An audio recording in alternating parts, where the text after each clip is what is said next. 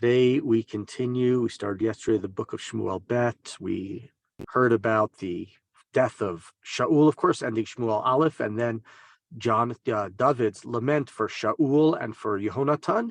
In the last chapter, his mourning, his crying, the dirge he composes, and that's where chapter 2 begins. So after the mourning for Shaul, Vayishal David b'Adonai le'emor haleh b'chatare Yehuda, Vayomer Adonai elav aleh. Vayomer David, Ana Vayomer Chevrona.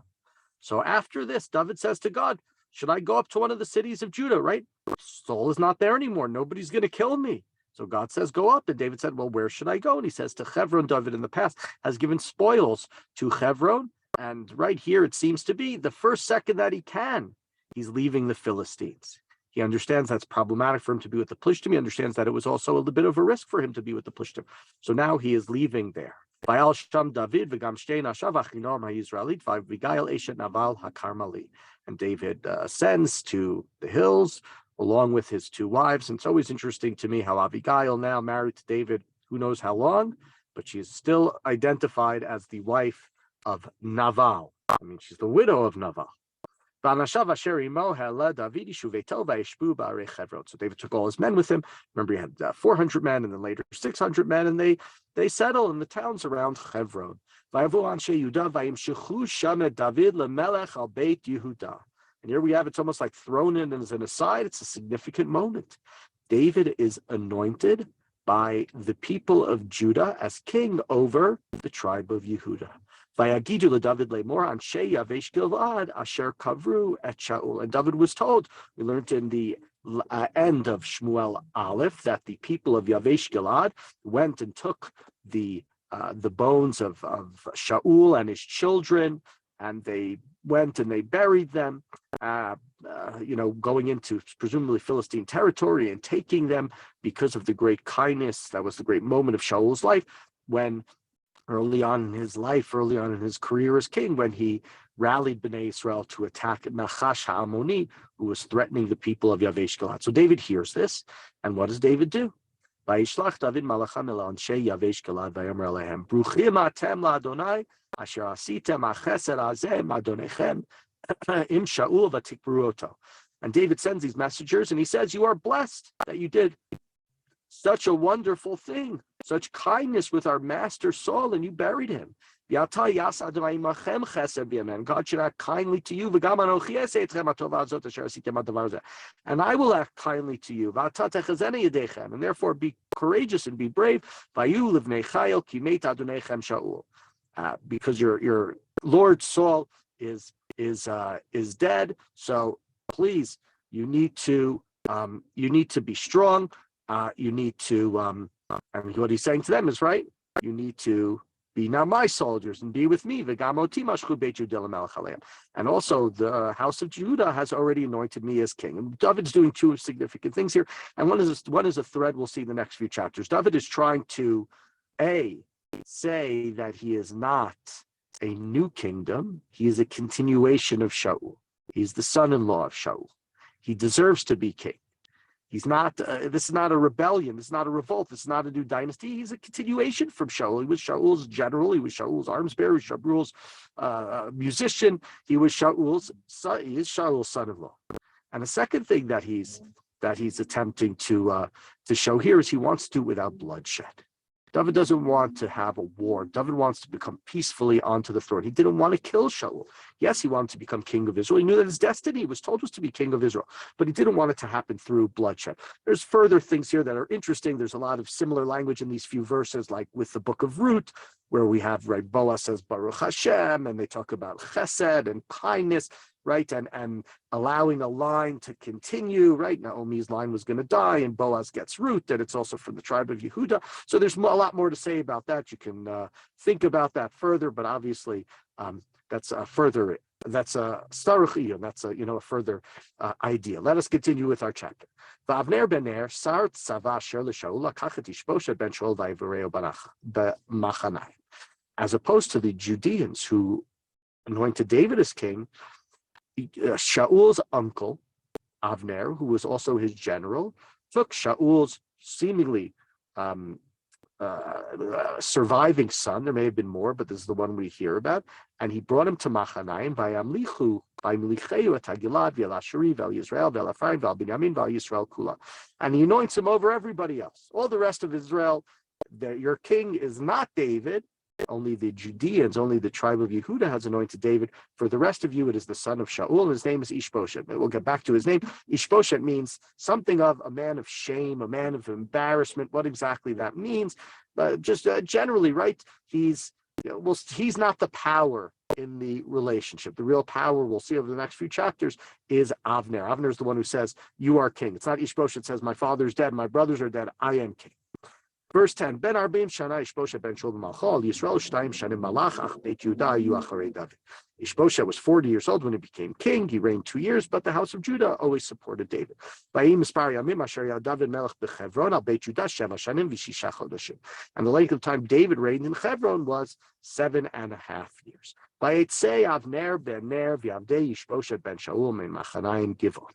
The men of the soldiers of Ishbosheth, really they're the men of Avner, they march from Machanaim to Givon back to the territory of Binyamin, which brings them back closer to the territory of Yehuda. They're still in the territory of Binyamin. The Yoav ben Sruya, Avdei David, and the Yoav, who's David's general. We've mentioned him in passing. We haven't really met him yet. The Bnei Tzruya. Tzruya is the aunt of David, and she has 3 sons. We've met one of them in a past chapter, Asael, and we met Avishai in a past chapter. We'll learn a lot about Yoav, and we brother number 3 in this chapter as well. And they are David's generals, and they are very close, and they are always concerned and always willing to help him. So he and his soldiers, Yatsu, they left from Hebron. And the soldiers of Avner and the soldiers of Yoav with their generals met at the pool of Givon. And so half of them were on this side of the pond, and half of them were on the other side of the pond. And it's interesting, the word here, if we think in the middle of that verse, is the word yachdav, together, unified. Right? I'm sure you've all heard many speeches how Bnei Yisrael should be unified, how we should be together, etc., etc. Vayomer Avner el Yoav. Yakubu nahanarim v'yischaku lefanenu vayomer Yoav Yakubu. And Avner says, let the young men come forward and let them sport, wrestle. And Yoav says, okay. Very strange. It's not clear what the word schok here means, but l'schok usually means to play. Let them wrestle, let them, fence. Vayakumu, vayavru, and sort of not surprisingly, symbolically, 12 men from Binyamin, of Ishbosheth's men, are chosen, and 12 men from David's. I don't know if that's coincidental. You could say there were only 12 weight classes in wrestling or boxing back then. That I don't know. Sadly, verse 16. Vayachaziku ish barosh re'ehu v'charbo b'tzad re'ehu vayiplu yachtav vayikra l'makom ahu chelkat hatzurim asher b'givon. They started to fight, and basically all 24 died together. And right, the symbolism here, of course, is that Bnei Yisrael is imploding. This is a civil war. We should be attacking the Philistines. And as in the past, when Shaul was, instead of worrying about his people and worrying about Philistine incursions into the land of Israel or other enemies, he's trying, all he wants to do is kill David. Here we see all of Bnei Yisrael are falling down. We are imploding at this point because we have 2 kings rather than one. It's not clear to us who is supposed to be, how are Bnei Yisrael supposed to be united. Shaul, who united Bnei Yisrael together, there were problems. It didn't go perfectly. It wasn't always smooth. But now we're in a time of some sort of, it starts as let's chok, let's play, but it doesn't end up, if it's some sort of play, it ends up in disaster. And then as a result of this initial sort of mano a mano, those who, say maybe it was like Shimshon. We have language here that's similar to language of not Shimshon, sorry, Goliath, who says, let me go one-on-one, and whoever wins will be the victor. That's not where it ends. We're to verse 17. Vatia milchama kashad ma'od, and the battle became fierce that day. Bayomahu vayinagef Avner v'anshe Yisrael lifnei Avdei David. And Avner and the men of Israel were routed by David's soldiers. Interesting there. If you look there, the soldiers are identified as Avner's soldiers and David's soldiers, right? It doesn't say Ishbosheth soldiers and David soldiers, because the real power amongst this other kingdom, the kingdom that was formerly Shaul, is not his son Ishbosheth, but is his uncle, his general Avner ben Ner. Vayusham Shlosha b'nei Tzruya. We mentioned them earlier. There are the three sons of Tzruya, David's cousins, Yoav, Avishai, Asael. Asael kal beraglav kacharatz tzvayim asher basadeh. Asael was the Usain Bolt of his time. He ran like a gazelle in the open field. Vayirdof Asael acharei Avner, v'lo natal alecha layamin ve'al shmol me'acharei Avner. And Asael was so fast, he was running after Avner, and Avner could not escape, neither to the right nor to the left. And he's pursuing Avner, and it's only a matter of time until he catches up with him. Vayifen Avner acharav vayomer hata ze Asael vayomer anochi. And Avner turns to him and says, "Is that you, Asael?" And he says, "Yes, that is me." And it shouldn't be surprising, because presumably at some point Yoav and Asael and Avner and Avishai were probably part of Shaul's army. We know that David's brothers were there, part of Shaul's army when David went to go check on them and went fight Goliath. So it makes sense that these soldiers as well were once part of Shaul's army, and therefore Avner would know them. Vayifen Avner acharav vayomer. Verse 21. Vayomer lo Avner natei lecha al yamincha al smolcha ve'choz lecha echad min ha'arim v'tach lach et chalitzato v'lo ava Asael lasur me'acharav. And Avner said to him, "Go to the right, go to the left, and go." Basically, we see they're dead soldiers. Go and pick up the armor or something from one of those dead soldiers. Here, the chalitzato may mean a shirt, but it probably means in this context more as armor, to show that this is who you were chasing, this is who you defeated. Nobody will know that you did not kill me. But Asael won't listen. Asael continues to pursue. He wants to end this battle. He wants to kill the general of Ishbosheth. Vayosef od Avner lemor al Asael, sur lecha me'acharai. Lama ateka arza v'eches epanai el Yoav achicha. He says, "Stop pursuing me, or I will have to kill you. You might be faster, but I am the savvier. I am the greater warrior, and I can't. And if I kill you, how will I be able to look your brother in the face?" Vayima'ein lasur. But Asael refuses. He continues following him. Vayakeheu Avner ba'acharei hachonit, and Avner struck him in his belly, el achomesh, by the fifth rib. Vatetzei achanit me'acharav vayipol sham vayamat tachtav vayikol abal makom asher nafal sham Asael vayamodu. And he dies with the spear stuck out of him, and Asael falls there on that spot, and everybody came and saw that Asael fell and died. Vayirdefu Yoav Avishai acharei Avner, v'Hashemesh ba'a v'heima va'u ad givat Amma asher al pnei gate derech midbar kiv'on. And Yoav and Avishai continue to pursue Avner. It's going to take them longer. They're not as fast as their brother. The sun is setting, which we can see is symbolic. The sun is setting. You could say it's setting on the dynasty of Shaul. You could say it's setting on the greatness of Bnei Yisrael, as they are fighting with each other. Or you could just say it's later in the day and the sun is setting. Vayikapsu Bnei Binyamin acharei Avner, and the Benjaminites, right? It's not just Avner being chased, but he's got his other soldiers. Vayula aguda achat, and they form a strong single company. Vayamdu al rosh givah achat, and they stand on top of a hill. Vayikra Avner el Yoav vayomer ale netzach tochal cherem. Must the sword devour forever? Halo yadata ki mara tiyeh b'achronah v'matay lo tomar lam lashuv me'acharei acheim. You know that this was going to end bitterly.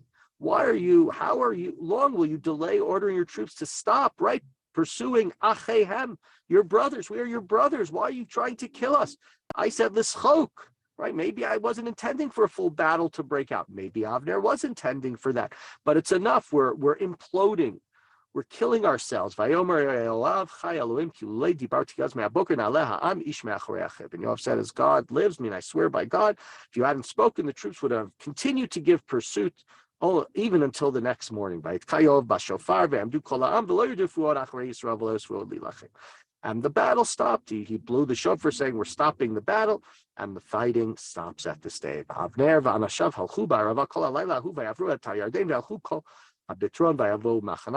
and his soldiers, they go back to Machanayim.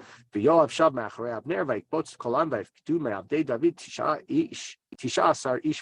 Yoav, after pursuing Avner, he assembled all his troops, and he found that 19 soldiers, in addition also Asael, so 20 of his soldiers died, which would not be so much compared to in verse 31,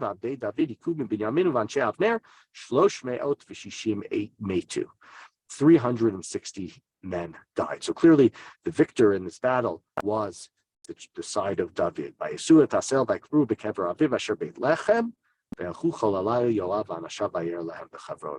they take the body of Asael and they bury him in Beit Lechem. Of course, we know David is also from Beit Lechem. That's where their Boaz from. That's where their ancestor is from. So he's being buried in Beit Lechem, and day breaks upon them. They get back to the day. When it's day, they get back to Hebron. And interesting just to think about, in this chapter, early in the chapter, we talk about the kindly burying of Shaul by the people of Yavesh Gilad, and showing their heroism, showing that they'll go into Philistine land, they'll go and take his body, they'll show him respect. And it's about Bnei Yisrael being united. It's the one time where during Shaul's reign, where really all of Bnei Yisrael were united. And here, unfortunately, the burial at the end is not for good reasons. It's as a result of Bnei Yisrael infighting. It's because of the terrible struggle that is now happening, because it's not clear as to who is the leader of Bnei Yisrael, who is supposed to be it. And unfortunately for David, despite his attempts to court the people of Yavesh Gilad, who were very aligned, bloodshed, that's not being successful. We have Avner and we have Yoab, who are all too ready to go to war to support their respective kings.